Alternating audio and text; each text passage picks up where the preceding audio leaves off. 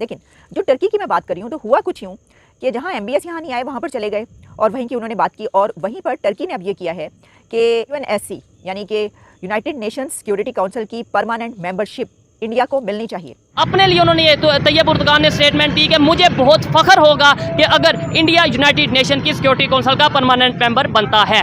India इसका हकदार है, इंडिया का ये राइट है, इंडिया के लिए ये बनता है कि उसको परमानेंट मेंबरशिप दी जाए और हम उसको पूरे तरीके से सपोर्ट करते हैं। लेकिन अफसोस की बात यह है कि जितना इन इस्लामी ममालिक का रुझान इंडिया की तरफ बढ़ रहा है, उतना ही पाकिस्तान की तरफ इनका रुझान कम हो रहा है। तुर्की के जो प्रेसिडेंट हैं तैयब उर्दगान, उन्होंने एक बहुत बड़ी स्टेटमेंट दी है। उन्होंने ये बोला कि अगर इंडिया जो है वो यूनाइटेड नेशन की सिक्योरिटी काउंसिल का परमानेंट मेंबर बनता है तो उन्हें फख्र होगा। वो जो भी कर रहे हैं वो गलत कर रहे हैं। साथ ही जिसने खुशी का इजहार किया है वो तुर्की के तैयब उर्दगान है। उन्होंने कहा कि अगर भारत अगर जाता है, भारत को यूनाइटेड नेशन सिक्योरिटी काउंसिल में अगर जगह मिलती है तो this will be a matter of pride for the developing country. 16 आने दुरुस्त है कि इंडिया जिस जगह पर इस वक्त पहुंच चुका है तो उसको UNSC की मेंबरशिप से ज्यादा देर तक रोका नहीं जा सकता। कि मुल्की लेवल पर बल्कि इंटरनेशनल लेवल पर हमारा जो एक इमेज है वो उतना बेहतर नहीं है जितना भारत का है।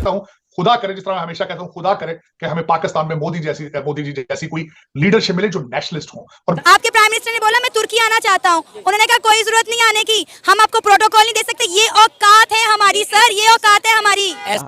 और इसमें टर्की ने ये नहीं देखा कि पाकिस्तान इस बारे में क्या सोचता है, ना ही उसने ये देखा कि चाइना इस बारे में क्या सोचता है। चलिए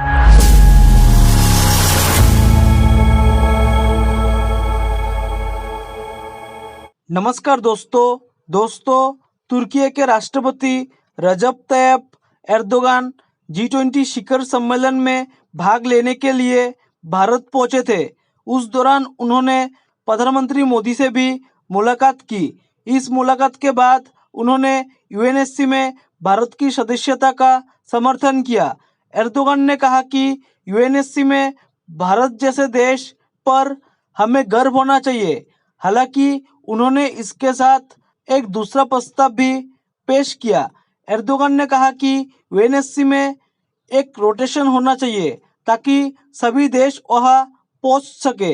इसके बावजूद एर्दोगान के इस समर्थन को तुर्की की विदेश नीति में बड़े बदलाव के तौर पर देखा जा रहा है।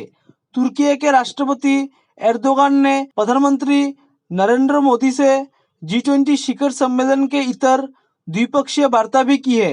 पिछले एक सालों में दोनों पक्षों के बीच ये दूसरी व्यक्तिगत मुलाकात है। एर्दोगान के मुलाकात के बाद प्रधानमंत्री नरेंद्र मोदी ने भी ट्वीट कर बैठक की जानकारी दी। एर्दोगान को पाकिस्तान समर्थन नेता माना जाता है।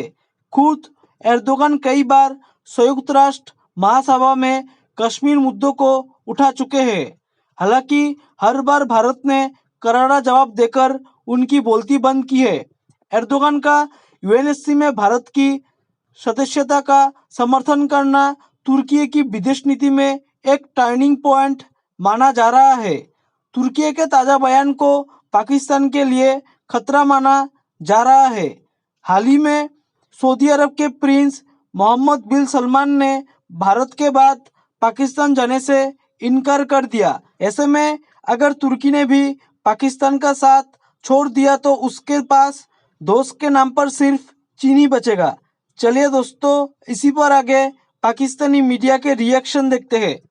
MBS मोहम्मद बिन सलमान के बाद टर्की ने भी G20 में पाकिस्तान को डिच कर दिया है।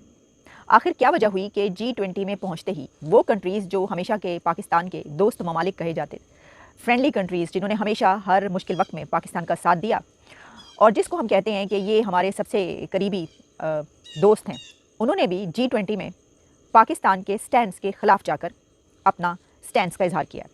तो अगर हम इसको ये कहें कि उनको कौन रोक सकता था, यानी वो क्यों ऐसा करेंगे कि वो अपना स्टैंड्स अपने कंट्री के हवाले से नहीं करेंगे बल्कि पाकिस्तान को देखेंगे। तो हुआ क्या, हुआ ये कि पहले तो मोहम्मद बिन सलमान ने पाकिस्तान आना था और वो पाकिस्तान नहीं आए। बड़ा शोर हंगामा था यहाँ पर। वो कहते हैं ना कि बहुत शोर सुनते थे पहलू में दिल का, जो चीरा तो एक कतरा खून भी ना निकला। तो वो तो हमने सुना था कि वो बिलियंस ऑफ डॉलर्स लेकर आएंगे और पाकिस्तान के तमाम मसाइल हल हो जाएंगे। वो तो अरबों डॉलर्स लेकर आ रहे हैं, लेकिन अरबों डॉलर्स तो दूर की बात, MBS ने पाकिस्तान आने से ही इनकार कर दिया, यानी पाकिस्तान तो नहीं आए और वो सीधा G20 में पहुंचे और G20 में उनका बहुत ही पुरतबाक इस्तकबाल किया गया। आप जानते हैं, देखा आपने इंडिया के प्राइम मिनिस्टर नरेंद्र मोदी साहब ने कैसे मोहम्मद बिन सलमान साहब को गले लगाया।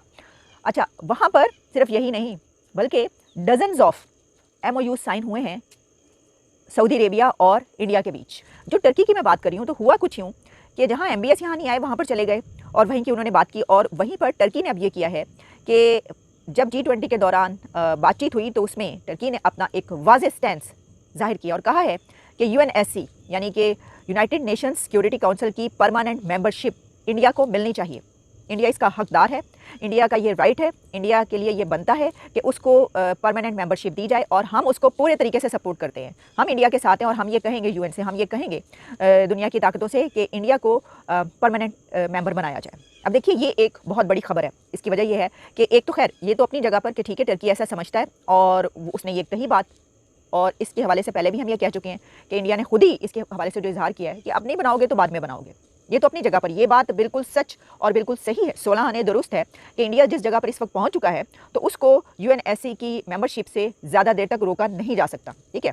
लेकिन जो मामला है कि डिच करवाने का वो इस तरीके से कि टर्की पाकिस्तान का बड़ा बेहतरीन दोस्त है और हमेशा से जो स्टैंड पाकिस्तान और टर्की का रहा है वो कुछ इस तरह का नहीं रहा, और इसमें टर्की ने ये नहीं देखा कि पाकिस्तान इस बारे में क्या सोचता है, ना ही उसने ये देखा कि चाइना इस बारे में क्या सोचता है। चलें चाइना की तो हमें फिक्र नहीं, ठीक है, चाइना तो जो मर्जी सोचे, लेकिन क्या पाकिस्तान इसको देख रहा है? और क्या वहाँ से टर्की से ये तैयब एर्दोगान साहब से पूछा जाएगा कि सर घड़ी मुड़ी जो है हम आपकी तरफ आते हैं और आपसे इतनी दोस्तियाँ हैं, जो भी प्राइम मिनिस्टर होता है उसके आपसे ताल्लुकात बेहतरीन होते हैं, लेकिन ये क्या हुआ कि वहाँ पर आपने ये सोचा ही नहीं कि जो पाकिस्तान है उसका इस बारे में क्या स्टैंड है, क्योंकि पाकिस्तान और चाइना जो है वो एक साथ हैं इस बारे में। जो यूनाइटेड नेशंस की सिक्योरिटी काउंसिल की मेंबरशिप है उसमें जो है वो इकट्ठे एक ही स्टैंड है, लेकिन तो टर्की ने जो है वो डिच करा दिया सर। बस अब बात ये है कि इस वक्त इंडिया जिस जगह पर खड़ा है, टर्की तो उसकी बहुत ज़्यादा बड़ी ट्रेड है आप जानते हैं, और ये कैसे नहीं वो करेगा। और ट्रेड को भी छोड़ दीजिए, जैसे मैंने आपको कहा कि वहाँ पर यानी दुनिया की 20 बिग इकोनॉमीज़, 20-25 बड़ी इकोनॉमीज़ को इंडिया ने एक जगह पर इकट्ठ कर दिया है जी।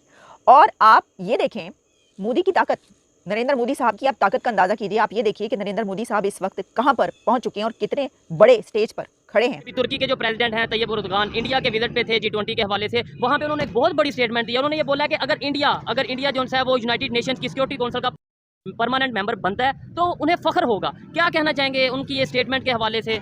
वो जो भी कर रहे हैं वो गलत कर रहे हैं, क्योंकि हम मुसलमान हैं, वो भी मुसलमान हैं, उनको हमारा साथ देना चाहिए। हम मुसलमान आपस में भाई भाई हैं, मिलकर चलना चाहिए, यही हमारा ईमान है और यही हमारा कुरान। नहीं, लेकिन उन्होंने इसमें हमारी तो कोई मुखालफत नहीं ना की। ये मुखालफत है ना, जो दुश्मन के पास जाएगा, गैर मज़हब के पास जाएगा, यहूदियों के पास जाएगा, हिंदुओं के पास जाएगा, क्या ये वो हमारी मुखालफत नहीं है? तो ऐसे तो फिर हम भी चाइना के पास जाते हैं तो फिर हम भी वो भी तो गैर मज़हब है ना? उनके जाने से हमारा नुकसान है, क्योंकि वो हमारा दुश्मन है। इंडिया हमारा दुश्मन है, मुसलमानों का दुश्मन है। इसलिए जो मुसलमान वहाँ कश्मीर में हैं, जो हिंदुस्तान में रहते हैं, उनको आपको नजर नहीं आता कितनी तकलीफ हो रही है, कितनी अजीतें वो लोग दे रहे हैं। ठीक है, अच्छा आपने बोला जो मुसलमान कश्मीर में, आपको पता है कश्मीर में जो डेवलपमेंट हो रही है, तरक्की के काम हो रहे हैं, और दूसरी तरफ अगर पाकिस्तान की बात करें, आपको नहीं लगता कि जिस तरीके से दूसरे कंट्रीज के साथ हमारे रिलेशन खराब हो रहे हैं, अब इस्लामिक कंट्रीज भी दूर जाते जा रहे हैं, हमारे में यूनिटी इत्तेफाक नहीं नजर आ रहा? तो जब हमने कुरान छोड़ दिया है, हमने अल्लाह के नबी का फरमान छोड़ दिया, तो वो इसलिए दूर जा रहे हैं ना। अगर हमको अल्लाह की कुरान को मजबूती से थामे रखें और अल्लाह के नबी के फरमान को मजबूती से थामे रखें, तो हम क्यों दूर जाएं? तो यानी तैयब एर्दोगान अगर इंडिया को सपोर्ट कर रहे हैं तो उन्होंने मतलब ये अल्लाह के दीन को छोड़ दिया है? छोड़ नहीं दिया, लेकिन वो गलत कर रहे हैं ना। अच्छा, हाँ, मुसलमानों को हमारी हिमायत करनी चाहिए ना उनको। ठीक है, लेकिन हम इस काबिल हों कि हम भी G20 अपना यूनाइटेड नेशन की सिक्योरिटी काउंसिल के मेंबर बनने के लायक हों परमानेंट, तो हम फिर हमें भी वो सपोर्ट कर दें इंशाल्लाह ताला। हम भी कोशिश करेंगे, अपने ईमान को मजबूत करें, ईमानदारी से अपना काम करें, अल्लाह के कुरान के मुताबिक चलें, नबी के फरमान के मुताबिक चलें। इंशाल्लाह ताला हम कामयाब होंगे। मुसलमानों तो हमेशा मुसलमानों की फतह होगी ना। जय हिंद दोस्तों, स्वागत है आपका आपके यूट्यूब चैनल जय हिंद पर। वीडियो को लाइक और चैनल को सब्सक्राइब जरूर करें, और हम आपके लिए पाकिस्तानी मीडिया के एक से बढ़कर एक लेटेस्ट वीडियो लाते रहेंगे।